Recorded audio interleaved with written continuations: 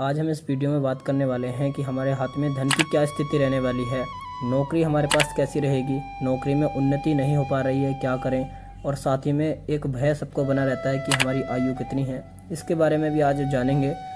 ज्ञान के बारे में जानेंगे कि हमारे पास ज्ञान कितना रहेगा, किस फील्ड में हम आगे जा सकते हैं, हम नीट की तैयारी करें या फिर जो विद्यार्थी लोग हैं उनके लिए जानेंगे। और मृत्यु के बारे में जानेंगे, यानी कोई किसी प्रकार से मृत्यु वगैरह तो नहीं होगी, बुजुर्ग हो गए हैं तो मृत्यु कब होगी। और साथ में जानेंगे कर्म किस प्रकार के रहेंगे, यानी कि हम जो सत्कर्म करेंगे, दुष्कर्म करेंगे, किस प्रकार के हम कर्म करेंगे, आज हम इस वीडियो में जानेंगे।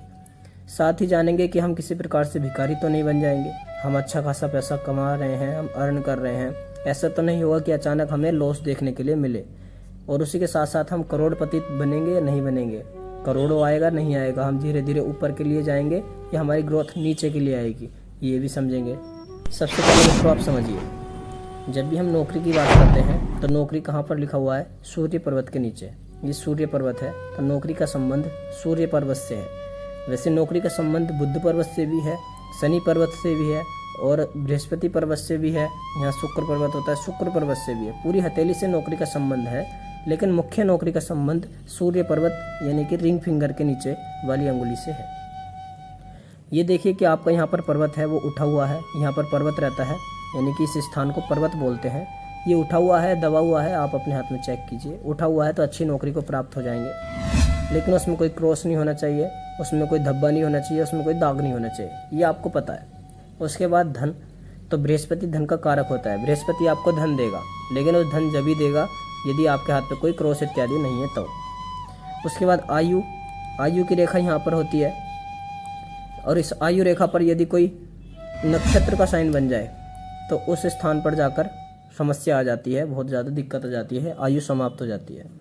ये आयु अगर इस प्रकार से तीनों रेखाओं पर, आयु रेखा पर भी और यहाँ पर देखो आप जीवन रेखा पर भी, और इसी के साथ साथ मस्तिष्क रेखा पर भी यदि इस प्रकार से नक्षत्र के साइन बन जाएं तो निश्चित रूप से देखा गया है कि ऐसे लोग एक्सीडेंट वगैरह दुर्घटना की चपेट में आ जाते हैं। तो ये व्यापार का क्षेत्र होता है, ये दबा हुआ है, इस पर कोई क्रॉस है तो व्यापार अच्छा नहीं चलता। और ये भी व्यापार का क्षेत्र होता है, ये अगर उठा हुआ है, अच्छा है, इस पर कोई गुड साइन, स्वस्ति, मछली इत्यादि का कोई साइन बना है तो बहुत बड़ा करोड़पति या फिर बहुत बड़ा आदमी, अंबानी जैसे आदमी ऐसे लोग होते हैं। कर्म किस प्रकार के रहेंगे, तो जिस प्रकार से पितृ रेखा रहेगी उसी प्रकार से हमारे कर्म रहेंगे। पूर्व जन्म के भी कुछ हमारे अंदर अंश आते हैं, कुछ कर्म आते हैं। उसी के साथ साथ मृत्यु के बारे में अगर हमें जानना है तो मृत्यु के लिए आप देखिए, अगर इन चारों उंगलियों पर कोई क्रॉस बन जाए तो निश्चित रूप से ऐसे व्यक्ति की जल में डूबकर मृत्यु होती है। हम भगवान से प्रार्थना करते हैं कि किसी के हाथ में इस प्रकार का साइन ना हो। और साथ ही साथ ये उंगलियां भी बहुत कुछ बताती हैं, हथेली भी बहुत कुछ बताती है।